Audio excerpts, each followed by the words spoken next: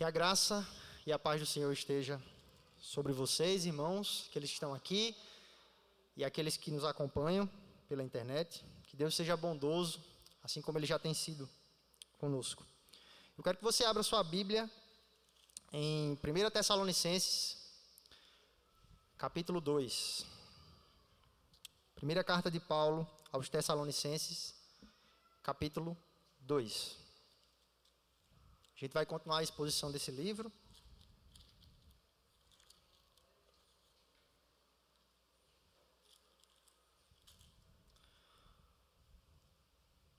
Primeira carta de Paulo aos Tessalonicenses, capítulo 2, do verso 1 ao 12.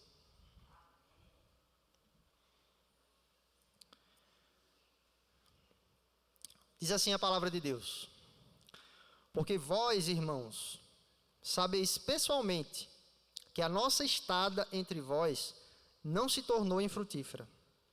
Mas apesar de maltratados e ultrajados em Filipos, como é do vosso conhecimento, tivemos ousada confiança em nosso Deus, para vos anunciar o Evangelho de Deus em meio a muita luta. Pois a nossa exortação não procede de engano, nem de impureza, nem se baseia em dolo. Pelo contrário, visto que fomos aprovados por Deus, a ponto de nos confiar Ele o Evangelho, assim falamos, não para que agrademos a homens, e sim a Deus, que prova o nosso coração.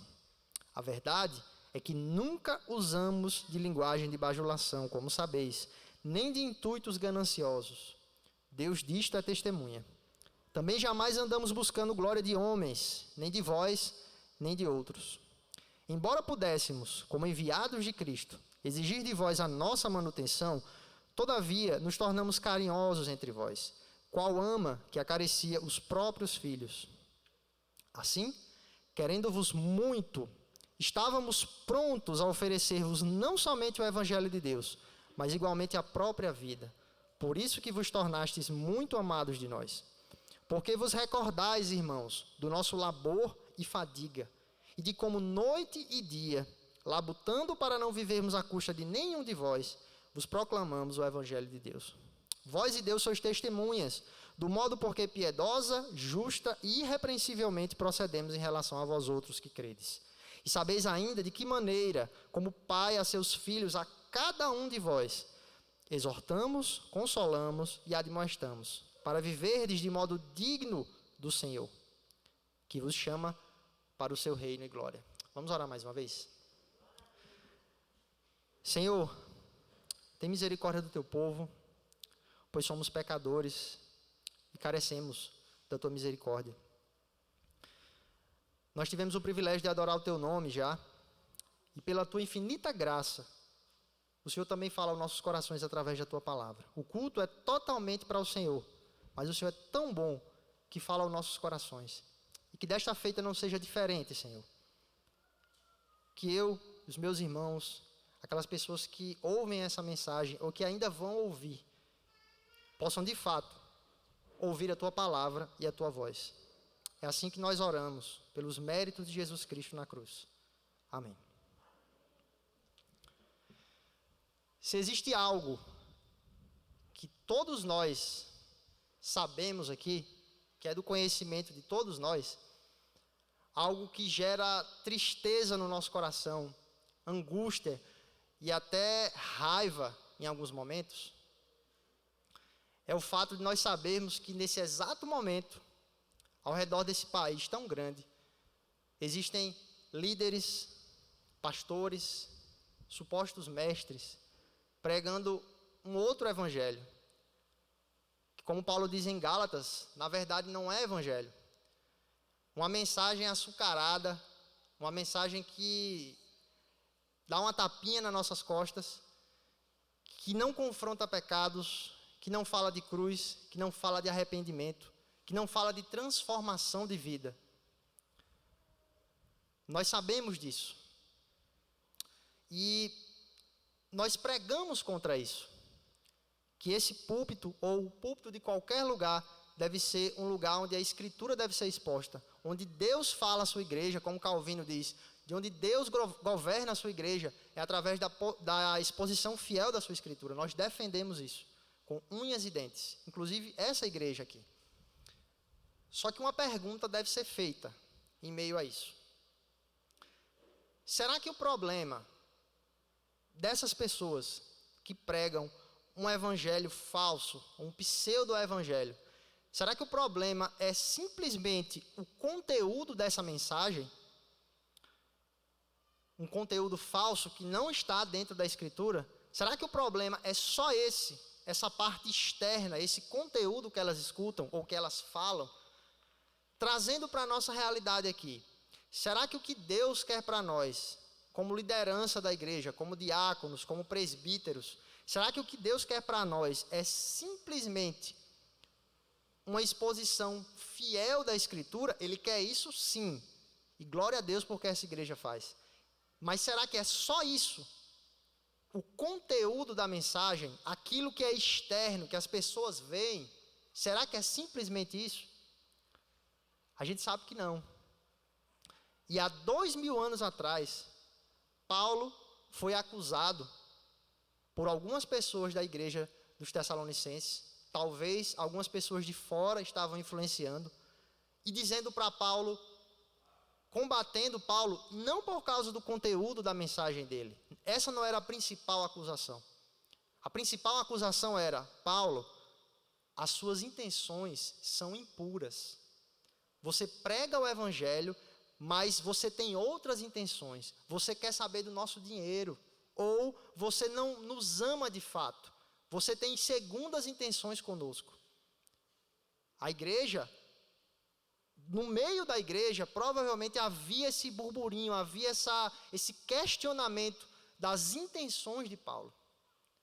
E Paulo responde aqui, nesse capítulo, o porquê ele pregava, qual era o seu propósito, qual era a sua intenção. E Paulo defendeu isso aqui, não porque ele estivesse simplesmente preocupado com o que as pessoas iam achar dele.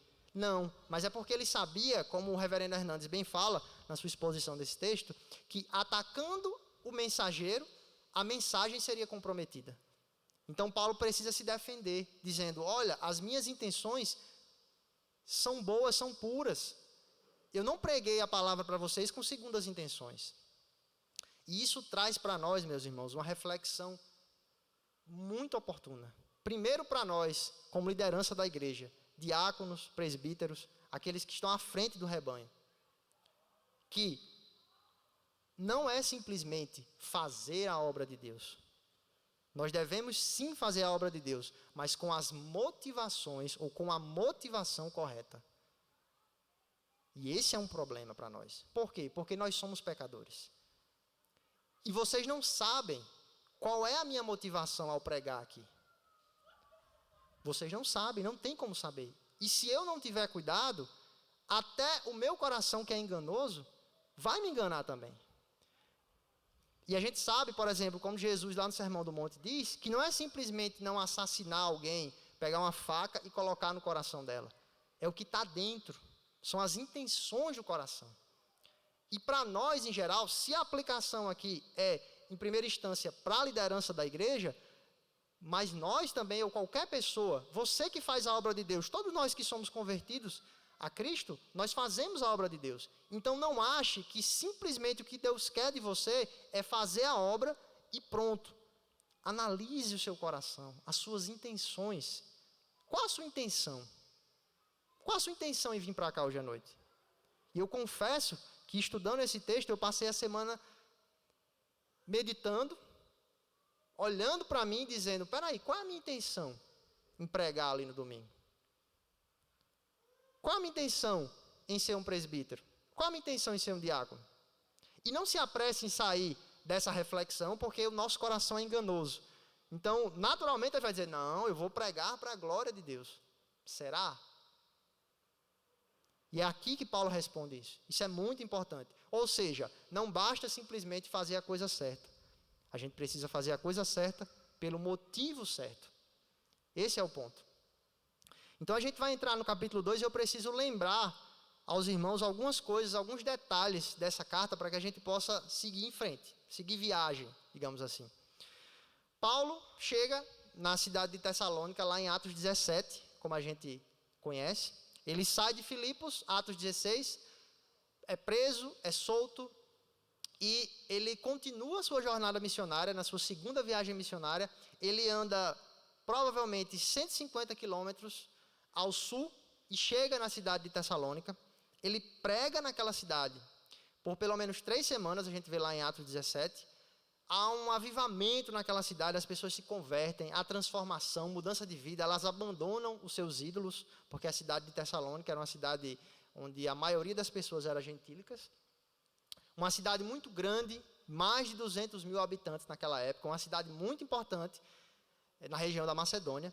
Então Paulo prega para aquelas pessoas ali, eles se convertem, e como sempre acontece nas investidas de Paulo, nas suas viagens missionárias, os judeus invejosos levantam um motim lá e vão atrás de Paulo, chegam na casa de Jason, a gente vê isso ainda no capítulo 17, chegam na casa de Jason atrás de Paulo, não encontram Paulo, e acontece toda aquela confusão. Paulo precisa sair da cidade, fugido praticamente. Então, provavelmente, essa saída de Paulo da cidade de Tessalônica, fugido, às escuras, digamos assim, levantou questionamentos para aqueles irmãos. Espera aí, por que ele foi embora tão rápido?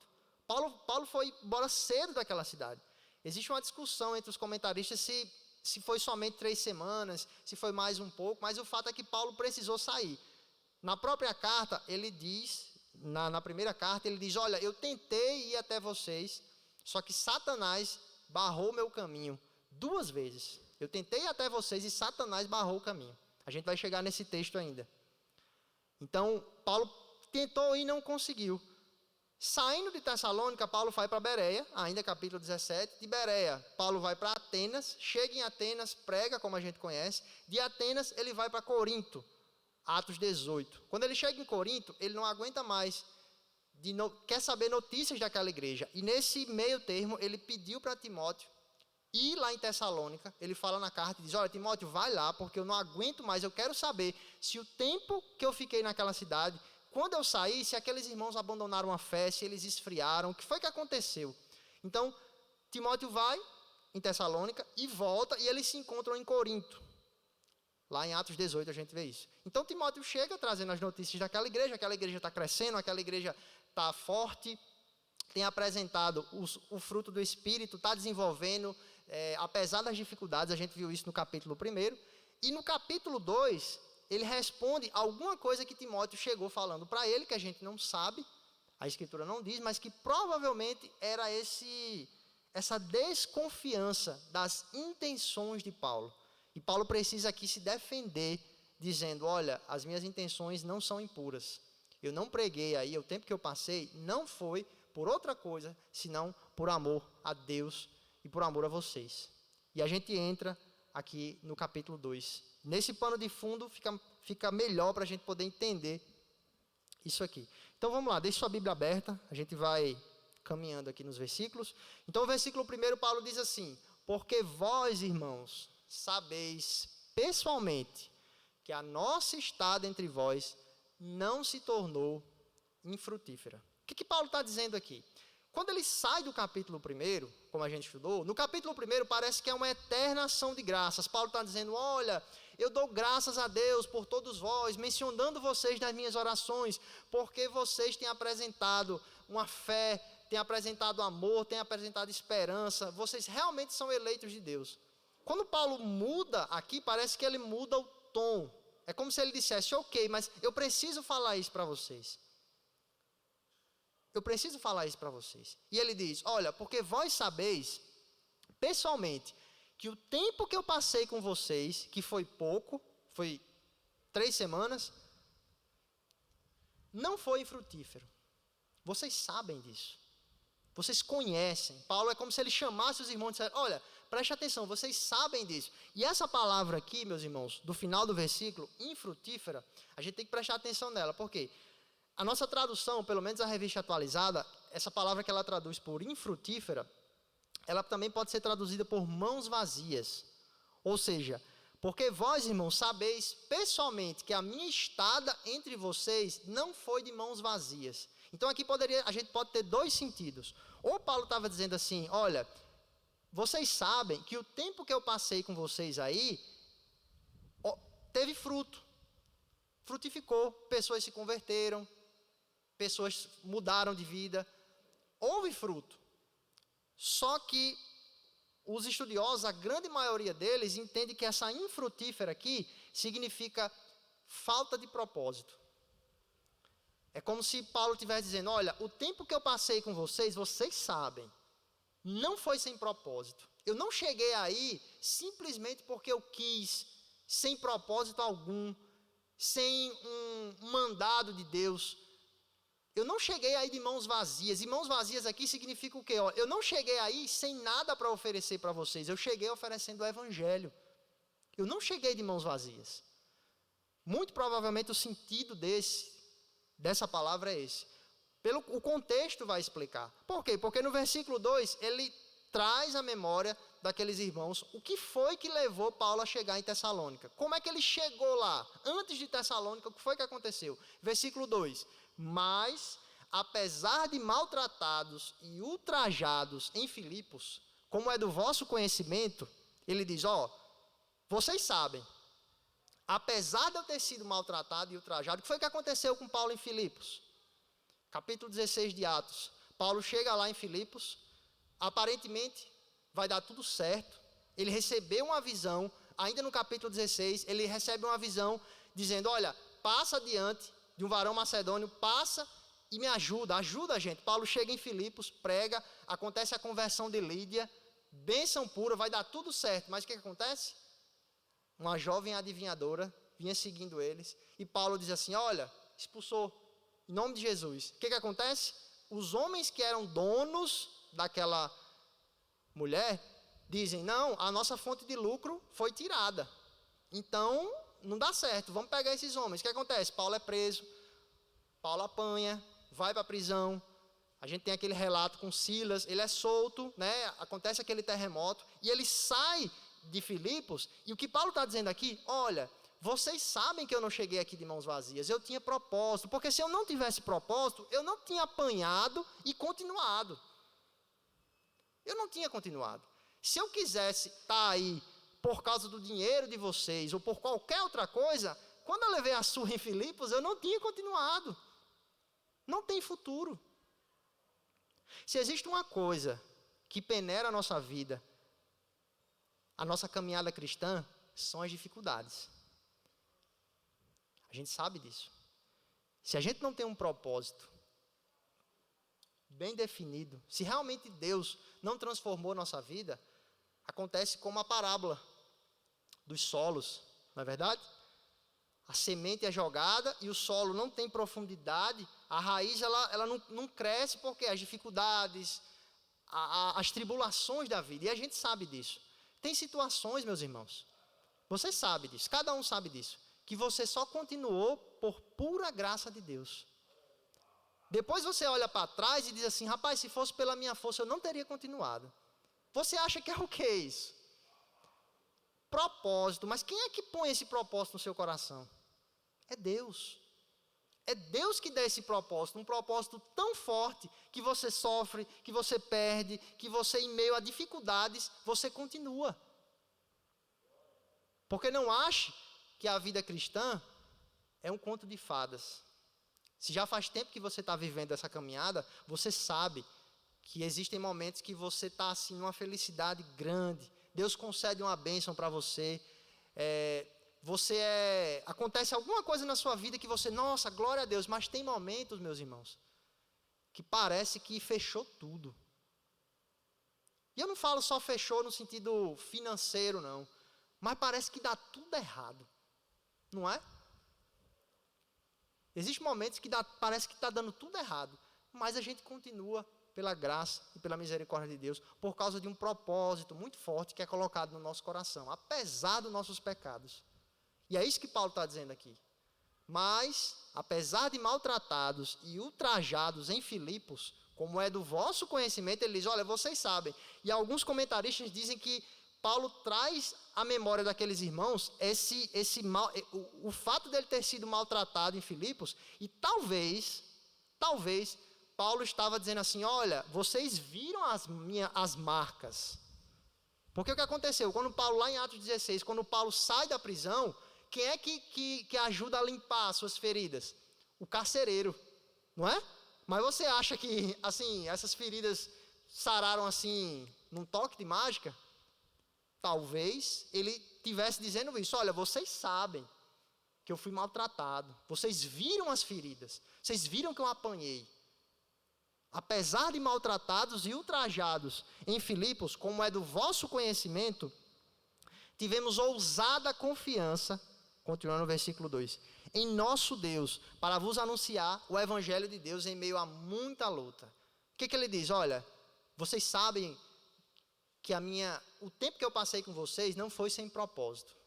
Porque nós estávamos, e ele fala, ele e os companheiros, estávamos em Filipos, apanhamos, sofremos, fomos caluniados como cidadãos romanos, e mesmo assim nós continuamos. Nós chegamos aí em Tessalônica, vocês viram isso, e nós tivemos ousada confiança. Essa expressão, ousada confiança, ela dá a ideia de um falar sem nenhuma barreira, falar sem desprendimento, falar de forma ousada.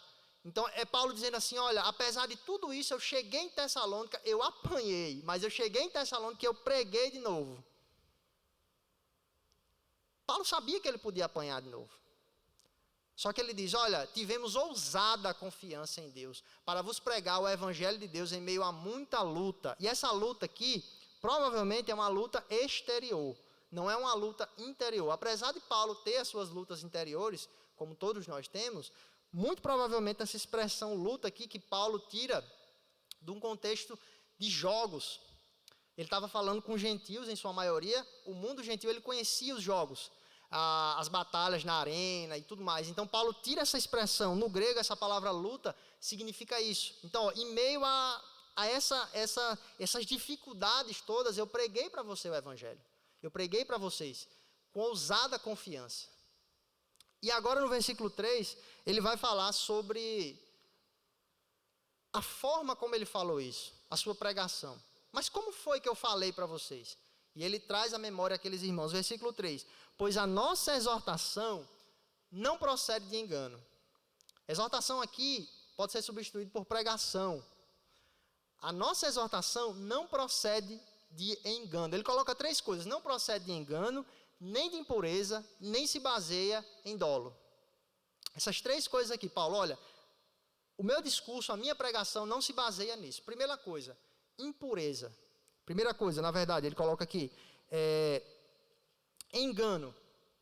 O que é engano aqui? Engano é o erro. A minha pregação não procede. Proceder aqui é nascer. Minha pregação não nasce do erro. Eu não preguei nada errado para vocês.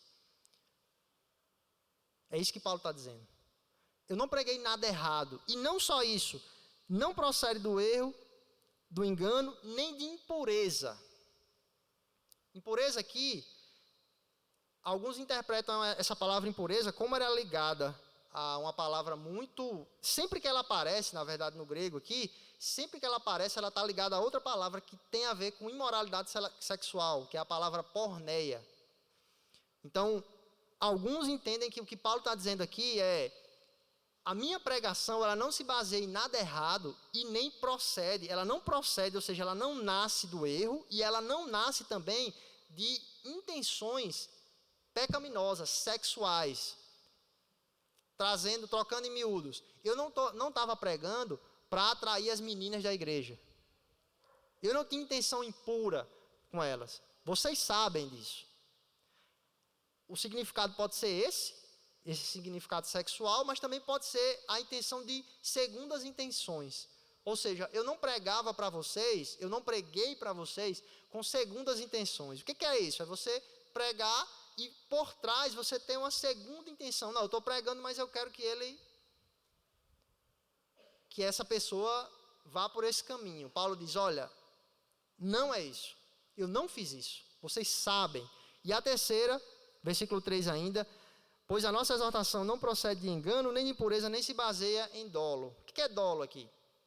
A raiz dessa palavra, ela é a ideia de uma pessoa que coloca uma isca no anzol para pescar. Ou seja, a minha pregação, ela não era uma armadilha para pegar vocês. Ela não baseava, ela não vinha, ela não nascia do erro, nem da imoralidade, e ela não era uma armadilha. É isso que Paulo está dizendo aqui. Nada disso. Não procedia de nada disso. E ele fala, pelo contrário, versículo 4. Pelo contrário, visto que fomos aprovados por Deus. E aqui a gente tem que parar um pouquinho para pensar nessa expressão. Pelo contrário, eu não preguei com intenção impura, com segundas intenções. Eu não quis pegar vocês como uma isca, né? Não quis jogar uma isca para fisgar vocês, nada disso. Pelo contrário, visto que fomos aprovados por Deus, e essa expressão aprovados, ela dá uma ideia de uma aprovação contínua. Paulo foi testado, experimentado por Deus, e ele continua sendo experimentado por Deus. Como assim? Em tudo que Paulo já tinha passado. E o reverendo Hernandes, quando ele chega nesse ponto do texto, é interessante que ele diz, ele aplica de uma forma, da seguinte forma: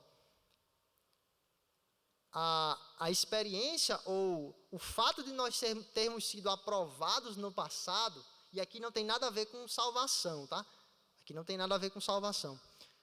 O fato de nós sermos obreiros aprovados, vamos trazer para o nosso contexto, não significa que nós seremos sempre obreiros aprovados. Nós podíamos ser no passado e nesse momento nós não estamos nessa condição. Ou seja, a vitória passada não é a vitória do presente. Nós podíamos ser e agora não somos. Pode acontecer. Como também pode ser o contrário. Então Paulo, ele não só foi aprovado, mas ele estava sendo aprovado por Deus. Provado, e a expressão aqui dá a ideia de você colocar algo à prova. E essa coisa ser aprovada. Então ele diz, pelo contrário, visto que fomos aprovados por Deus. Para quê? A ponto de nos confiar ele, o evangelho. Assim falamos. E assim, eu acho interessante essa expressão aqui que Paulo usa, porque o extremo valor que ele dá para essa incumbência que Deus dá para ele, que é o evangelho. Ele diz assim, olha, pelo contrário, visto que nós fomos provados e aprovados por Deus, a tal ponto de nos confiar a ele o evangelho. Então aqui eu vejo um privilégio grande, não só para Paulo, mas para todos nós. Deus nos confiou o evangelho. Em primeira instância, essa aplicação é sim para a liderança, para os presbíteros, para os diáconos, aqueles que ensinam, aqueles que conduzem o rebanho, mas de forma geral, todas as pessoas, aqueles que foram convertidos a Deus, Deus te confiou o evangelho. E isso é um privilégio, a tal ponto de nos confiar ele o evangelho. Ou seja, o que Paulo está dizendo? O que Paulo está dizendo? Olha, as minhas intenções, elas não são impuras. Sabe por quê?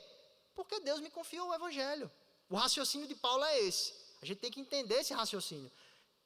Ou seja, eu estou falando para vocês que o meu discurso, a minha pregação, não tem nada a ver com segundas intenções, nem nada disso. Sabe por quê? Porque Deus me confiou o evangelho. Ele me provou e me aprovou. Eu fui experimentado por Deus e ele me confiou o evangelho. E assim é que eu falo. Ele continua, versículo 4. Não para que agrademos a homens, e sim a Deus, que prova o nosso coração. Ah, meus irmãos, isso aqui é difícil. Paulo diz que Deus confiou a ele o evangelho, não para que ele pregasse e agradasse o homem. E como é difícil para nós, principalmente pensando aqui em primeira instância para a liderança, como é difícil você não pensar, ou na verdade você olhar para Deus em primeira instância e esquecer dessa, como é que eu posso dizer, desse feedback das outras pessoas, no sentido de a sua pregação não depender disso. Porque pense numa coisa, uma tentação para nós que ensinamos, para nós que pregamos, para a liderança da igreja, é você pregar algo que as pessoas terminem e digam assim, gostei, viu? É muito melhor. Para o nosso ego, sim. E Paulo diz, olha, eu não agrado, eu preguei, as minhas intenções não foram impuras, e ele me confiou ao evangelho não para que eu agrade a homens, porque essa é a verdadeira pregação. Agora também não significa que desagradar, preste bem atenção nisso, não significa que desagradar o homem, necessariamente você está agradando a Deus. Cuidado com isso aqui também. Porque às vezes a gente vai para um extremo que diz o seguinte, você fez alguma coisa, a outra pessoa não gostou, aí você diz, eu estou agradando a Deus, porque eu não estou agradando a ela. E não é bem assim. A ênfase não é nela. A ênfase é você buscar agradar a Deus, independente se as pessoas gostem ou não. E é muito difícil. Se a gente abrir o leque dessa aplicação aqui, meus irmãos, é um desafio grande. Porque a gente se preocupa muito com a nossa imagem, com aquilo que a gente... E quando o negócio começa a distorcer demais, a gente tem a tendência de... Não, peraí, vamos consertar isso aqui. É muito difícil. É muito difícil. Só a graça de Deus para nos ajudar. Agora, a gente não pode se conformar. É porque eu sempre gosto de pensar. Porque, naturalmente, a sua carne, o seu pecado, o meu pecado, ele vai ter a tendência de agradar os homens. Mas você vai lutar contra isso, enquanto a gente estiver aqui. Para que a nossa motivação seja de fato agradar a Deus. E ele vai continuar no versículo 5, dizendo... Ele vai continuar falando do discurso dele, só que ele vai entrar um pouco mais. No versículo 5 ele vai dizer... A verdade é que nunca usamos de linguagem de bajulação, como sabeis, nem de intuitos gananciosos. Disto Deus é testemunha. O que ele está dizendo aqui? Olha, a minha exortação, como ele falou no versículo 3, não procede de engano, nem de impureza, nem se baseia em dolo. Aí ele fala, pelo contrário, ele explica, quando é no versículo 5, olha, mas a verdade é que o meu discurso, né, eu não usei de linguagem de bajulação. O que é linguagem de bajulação? Isso aqui está bem claro, a tradução ela explica bem a nossa revista atualizada. É você falar de uma forma que você cative a outra pessoa por causa das suas palavras. É uma forma, no grego eles usavam essa expressão para definir um falar doce, um falar que você estivesse falando para que a outra pessoa gostasse de você, você estivesse bajulando aquela pessoa. E Paulo diz, olha, nós nunca usamos disso. E eu volto a trazer isso aqui para nós, em primeira instância, como liderança. O desafio que nós temos de não usar disso aqui. De não usar de palavras para que as pessoas gostem de nós ou que façam coisas que nós queiramos que ela faça. Com a palavra doce. Olha. Não. E eu dou glória a Deus, porque eu lembro que a primeira vez que eu cheguei aqui na igreja, o primeiro culto que eu estava, há muito tempo, o reverendo Diogo estava pregando uma série em, eu acho que era os 10 mandamentos. Foi. E uma coisa que me chamou a atenção, além da pregação, né, foi que ao final do culto, o pastor, como eu não fazia parte da igreja na época, eu não lembro dos detalhes, porque só ficou isso. A ideia de que o pastor falou mesmo, chamou a atenção, trouxe a casa à ordem, né? E eu fiquei até pensando, nossa, que bacana. Na frente de todo mundo, tinha um negócio para resolver, o pastor chegou lá e disse, aí eu fiquei imaginando, disse, rapaz, o pessoal deve ter ficado com raiva dele. Só que isso me chamou a atenção, e se encaixa exatamente com o que eu disse aqui. Se ele tivesse preocupado em bajular as pessoas, ele não diria isso. O pastor, ou eu, ou qualquer presbítero aqui, nós somos perfeitos e fazemos isso de forma perfeita? Não. Mas isso é um princípio que a gente deve seguir. Ou seja, aquilo que a gente fizer, e em primeira instância, pensando na pregação do evangelho, na condução do rebanho, não deve ser com essa linguagem de bajulação. E ele continua dizendo, nem de intuitos gananciosos. E aqui no nosso país, a gente vê muito isso. O que é intuitos gananciosos aqui? É exatamente essa avareza, esse amor ao dinheiro, só que de forma encoberta, esse intuito, essa segunda intenção. É você pregar para que as outras pessoas lhe retornem financeiramente. E a gente vê como isso é um absurdo nas igrejas ao redor do nosso país. É muito complicado. A gente vê, às vezes, eu trabalho em um local no interior daqui, e a gente, às vezes, escuta umas histórias de supostos líderes chegando, pedindo para as pessoas. A gente vê a situação da pessoa, uma situação bem difícil financeiramente falando, mas o cara raspa o tacho, sabe? E em nome de Deus, tome muito cuidado. Se você que está ouvindo essa mensagem, se essa é a realidade da comunidade que você frequenta, ou da pessoa que supostamente Deus colocou na sua vida para lhe pastorear, corra enquanto há tempo. Porque um verdadeiro líder, um verdadeiro pastor, uma verdadeira liderança, ela não conduz a sua igreja com intuitos gananciosos, de forma alguma. É isso que Paulo está dizendo aqui. Disto, Deus é testemunha. Ele termina o versículo dizendo, olha, Deus é testemunha disso. Paulo tem tanta certeza das suas intenções, que ele diz, olha, não é só porque eu estou dizendo, Deus é testemunha daquilo que eu estou falando para vocês. Não só vocês, se vocês prestarem atenção, os 12 versículos é como se Paulo diz assim, olha, minha intenção é assim, vocês são testemunha. Vocês viram, vocês conhecem, Deus é testemunha. Sempre Paulo chama a igreja e Deus como testemunha. Prestem atenção no meu procedimento. Deus é testemunha disso. Paulo sempre chama isso. E ele continua aqui no versículo 6. Também jamais andamos buscando glória de homens, nem de vós, nem de outros. Ele, do versículo 1 ao 6, ele fala sobre as suas intenções em relação ao seu discurso, em relação à sua pregação. Como é que era a sua pregação? A desconfiança dos irmãos ou das pessoas que estavam lá em Tessalônica desconfiando das suas intenções, ele diz, olha, a minha pregação ela não tinha segundas intenções. E ele termina no versículo 6 dizendo, olha, eu não busquei glória de vocês, nem de ninguém. Eu não quis glória de ninguém. E é outro ponto difícil para nós. A nossa tendência é sempre, como o reverendo Diogo também fala sempre aqui, quando a gente tira uma foto, a única pessoa que a gente olha na foto é a gente. O resto, a gente quer parecer bem. Isso é nosso. A gente quer, já está entranhado em nós.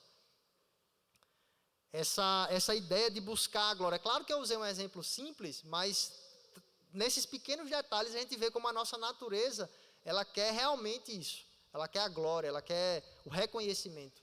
A gente sabe que essa luta contra o fato de querermos sempre a glória é uma luta que a gente vai ter durante toda a nossa vida. Se existe um pecado difícil, é o orgulho. Não lembro se foi Calvino que disse, mas é como se fosse uma cebola, né? Que você vai descascando e sempre tem outra camada. Sempre tem outra camada. Sempre tem outra camada. Então, os reformadores, os puritanos, eles tinham era muito forte a ideia do autoexame. E cabe muito bem nesse contexto aqui. As intenções. E assim, que Deus possa, no decorrer do texto, lembrar isso para você e durante a semana, e isso martelar na sua mente. Não é somente os atos que importam, mas as intenções. E você pare e diga assim, peraí, presbítero Gutenberg, por que você foi pregar? Por que você quer pregar? Por que você está pregando? Por que você é presbítero? Qual a intenção do seu coração? E não se apresse em sair não, como eu falei. Pense nisso. Por que você está aqui na igreja? Por que você veio aqui? Por que você está assistindo essa transmissão? Qual a motivação do seu coração? E peça a Deus graça, misericórdia, para que você olhe para isso, peça perdão, prossiga, e talvez, como Paulo diz, se eu não me engano, na primeira carta de Timóteo, dizendo que, olha, dos quais, pecadores, dos quais eu sou o principal. Vocês conhecem esse texto, todo mundo conhece esse texto. Então, como é que Paulo conseguia dizer que, de fato, ele era o pior dos pecadores, Paulo, o grande apóstolo, o grande teólogo, como é que ele conseguiria dizer isso de forma sincera, inspirado pelo Espírito Santo? Sabe por quê? Porque Paulo olhava de tal forma para dentro dele, para suas intenções, para suas motivações, e tinha coisa para corrigir. Tinha pensamentos, tinha motivações. A gente vai lutar contra isso pelo resto da nossa vida. Pode ter certeza. Isso não é um prego batido, olha, vamos aprender agora. Agora eu sei que eu tenho que, de fato, não só fazer a coisa certa, mas pela motivação certa. Ok. Só que isso implica muitas coisas. Muitas coisas. E do versículo 7 até o final, Paulo vai chamar aqueles irmãos, vai lembrar aqueles irmãos da sua conduta lá. Não do seu discurso, mas como é que ele viveu. Paulo vai dizer, olha, eu quero que vocês lembrem como foi a minha vida entre vocês, como foi o meu procedimento. E eu quero provar para vocês que as minhas intenções não eram impuras. Por quê? Paulo vai dizer, versículo 7, embora pudéssemos, como enviados de Cristo, exigir de vós a nossa manutenção, todavia nos tornamos carinhosos entre vós, qual ama que acaricia os próprios filhos. O que Paulo está dizendo aqui? Olha, eu vou chamar a atenção de vocês pelo fato de eu não ter exigido, trazendo para a nossa realidade aqui, eu não ter exigido salário. Era um direito de Paulo. Lá em Coríntios, Paulo diz, olha, o obreiro que prega o evangelho, ele vive do evangelho. E é um direito dele. Só que ele abriu mão desse direito. Para quê? A gente não sabe a condição financeira daqueles irmãos, a Escritura não diz, o contexto não diz, mas Paulo abriu mão daquele direito por alguma coisa que ele sabia que poderia ser um empecilho para o evangelho. Ele diz, olha, comprovando argumentos, deixa eu dizer para vocês, deixa eu provar para vocês que eu não tinha intuito ganancioso. Olha, eu abri mão do meu salário. É isso que Paulo está dizendo aqui. Lá na frente ele vai dizer, eu trabalhei noite e dia para não ser um peso para vocês. Como é que um cara desse é como se ele estivesse dizendo, como é que eu posso ser interesseiro se eu abrir mão do meu próprio salário? É isso que Paulo diz. Agora aqui, cabe um outro ponto também, que eu não posso deixar passar. Isso aqui é uma situação que Paulo abriu mão do seu direito. Era direito dele receber o salário. Era direito dele. E foi uma situação extraordinária. A gente não pode, eu digo porque algumas pessoas ainda são resistentes à ideia dos ministros da igreja, aquelas pessoas que trabalham na obra de Deus de forma exclusiva, receber um salário e um bom salário. Veja bem, Paulo não está dizendo isso aqui. A ideia é que o ministro, aquelas pessoas que se ocupam na casa de Deus, de fato, de forma exclusiva ali, por exemplo, como na igreja presbiteriana, o presbítero docente, que no caso aqui é o pastor Diogo.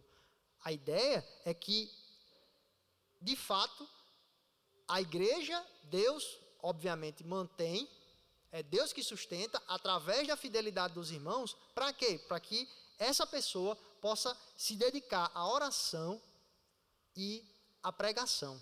E é difícil, meus irmãos, é difícil. Eu lembro que em determinado lugar, em determinada igreja, era até algo, soava como algo bonito, a ideia de você dizer assim, o meu pastor não recebe salário. Ele ama a obra, ele não recebe salário, ele tem um emprego dele. Só que o que acontece? Ele tem um emprego dele, mas não tem como dar conta. Um pastor sério, alguém que de fato ama a igreja, que quer o melhor para a igreja, ele precisa orar, ele precisa estudar, ele precisa fazer muitas coisas. E não dá, só isso já é pesado demais. E você imagina se você tiver tantas outras coisas. O pastor não precisa, ou ele não deve ser, ele não era para ser assim, dele chegar e receber também um salário indigno, a tal ponto de ele querer comprar alguma coisa. Digamos, ele vai pregar uma nova série na igreja, uma série expositiva, e ele precisa de um comentário bíblico. Ele não tem condições de comprar um comentário bíblico. Não era para ser assim. E glória a Deus, porque aqui na igreja a gente entende isso. Não era para ele se preocupar com essas coisas. E por que eu estou dizendo isso? Porque ao ler isso aqui, talvez alguma pessoa diga, olha, está vendo aí? Paulo abriu mão do salário dele por amor ao evangelho. Aqui é o contexto, esse contexto aqui, dessa igreja. Paulo está usando esse argumento não para dizer que isso deve ser feito por todas as pessoas. Ele está usando isso aqui para dizer, olha, eu quero provar para vocês que eu não tinha intuitos gananciosos. Eu abri mão do meu salário. E vocês são conscientes disso. Ele diz, embora eu pudesse exigir de vós a nossa manutenção, todavia, nos tornamos, ele sempre coloca nos, por quê? Porque ele está junto com Silas e Timóteo, Silvano, que ele chama na carta, né? Nós nos tornamos carinhosos entre vós, e ele usa aqui uma linguagem da mãe que amamenta, que acaricia os seus filhos. Qual ama que acaricia os próprios filhos? É essa figura, olha, eu amo tanto vocês, e eu não tive essas intenções, eu nem cobrei salário, vocês eram tão amados por mim como uma mãe que amamenta o seu filho, que acaricia o seu filho. E ele continua nesse derrame aqui de amor pela igreja, ele diz, olha, assim, querendo-vos muito, olha só o que ele diz aqui, estávamos prontos a oferecer-vos não somente o evangelho de Deus, mas igualmente a nossa própria vida. Você imagina o que Paulo diz aqui? Que lição tem para nós como liderança?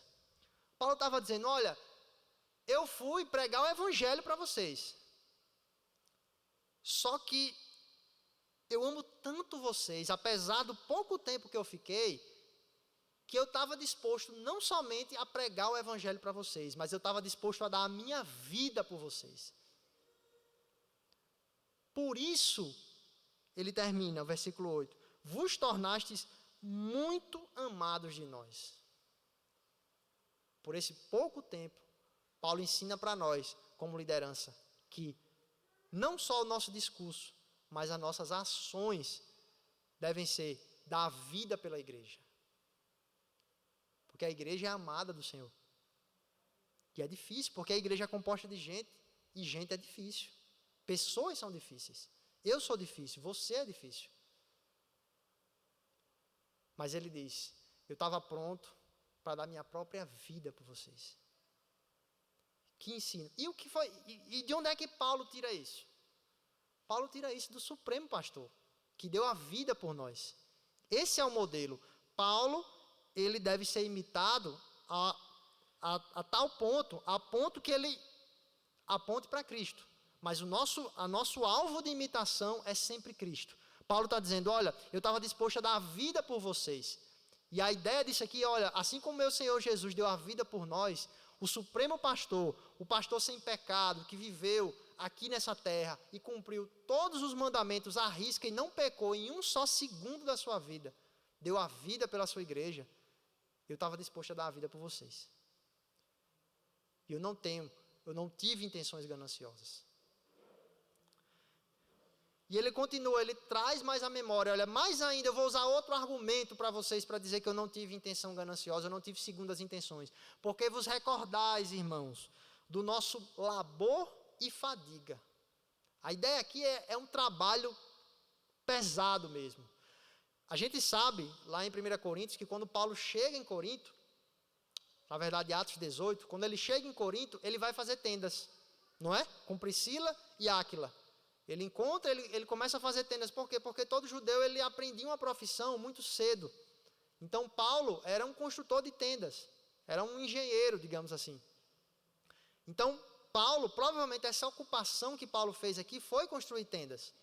Então, Paulo diz, olha, eu não exijo salário de vocês.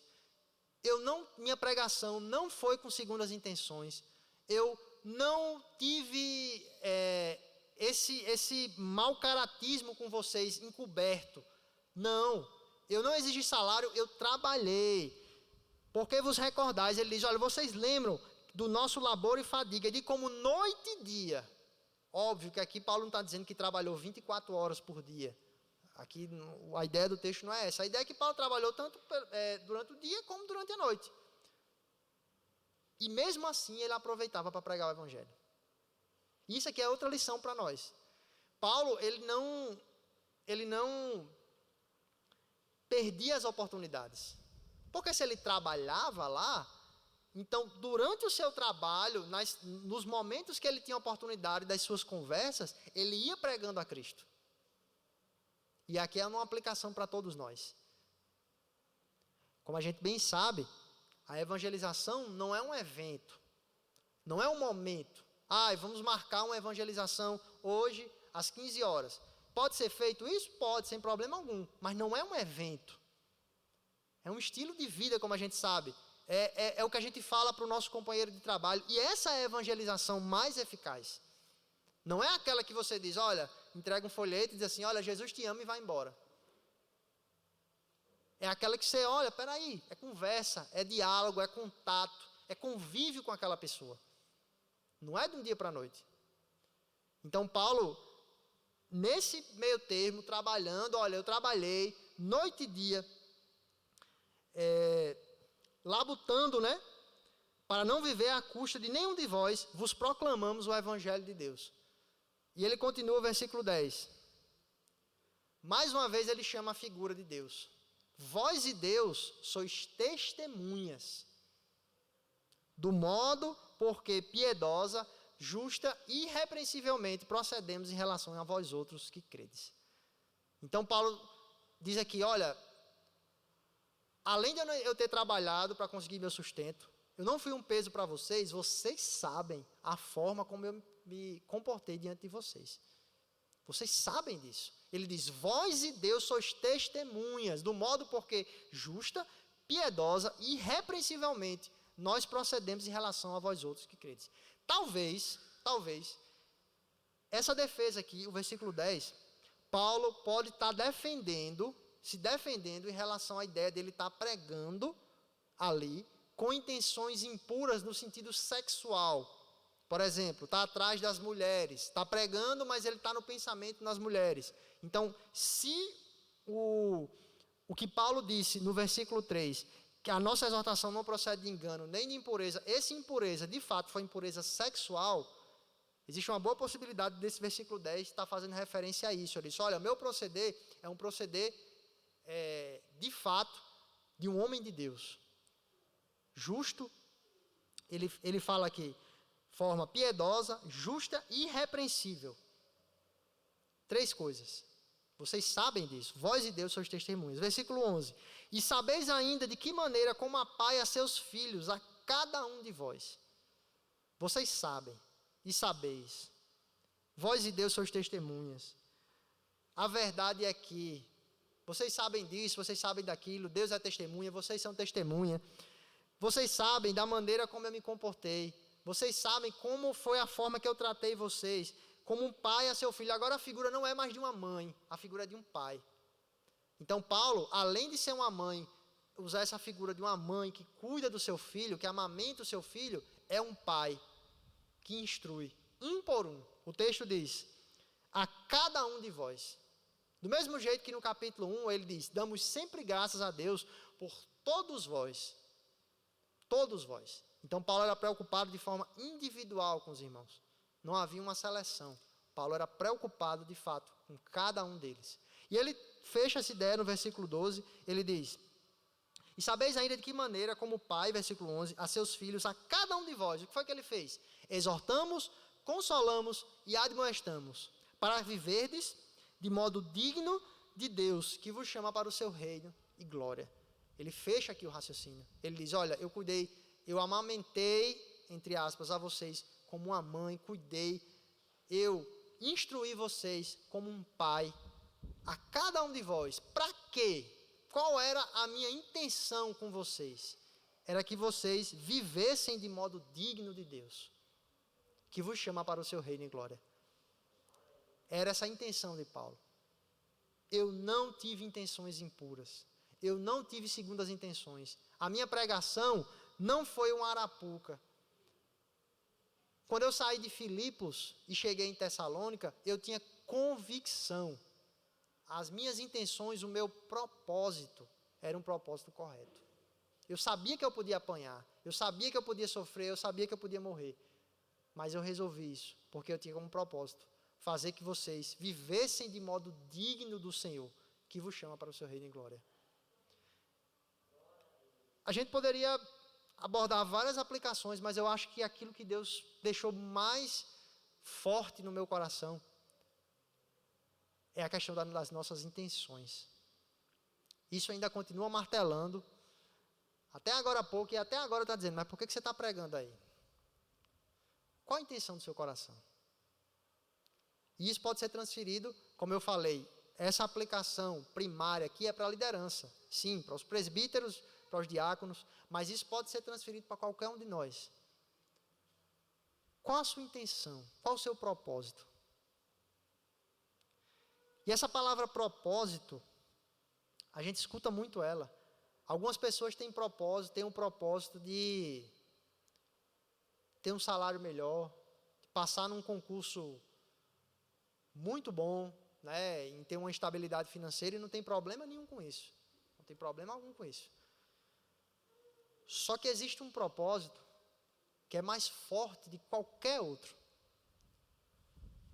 que é o nosso propósito de viver para a glória de Deus. Nosso propósito de obedecer a Deus. Esse propósito, ele deve estar acima de qualquer outro. Então, é por esse propósito que nós estamos aqui. É por esse propósito que a gente vai sair dessa porta, por essas portas, e vai lutar contra os nossos pecados.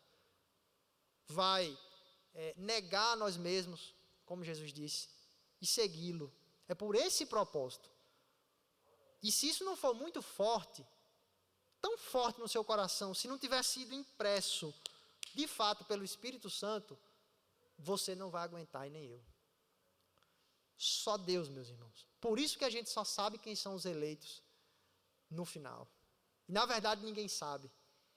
Porque, de fato, só os eleitos de Deus vão conseguir lutar contra tudo isso e perseguir. Porque começar é fácil. Começar a caminhada cristã é muito fácil. Eu lembro na minha adolescência, nos retiros da igreja, era tão bom, a gente ia, tão feliz, não tinha problema nenhum. A gente costuma dizer, a gente era feliz e não sabia, né? Não tinha dificuldade, não tinha problema, era só louvar a Deus, glorificar a Deus, era muito bom.